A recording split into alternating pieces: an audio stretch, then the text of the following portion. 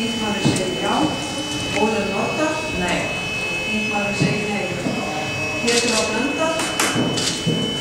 Þingmaðurinn gerir grein fyrir atkvæði sínu.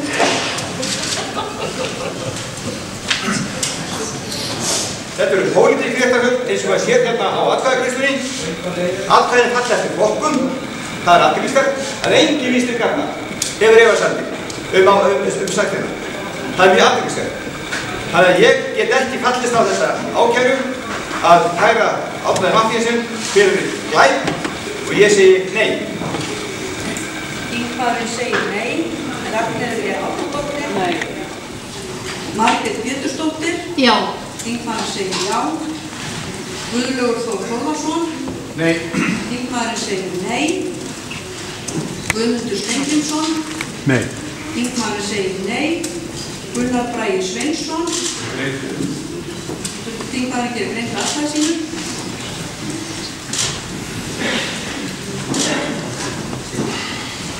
Virðulegi forseti, hér er víða stórt mál að ræða þar sem að úrstaðan byggir meðal annars á mati hvers og eins þingmanns, mati og líktum á sakfellingu fyrir rannsókn.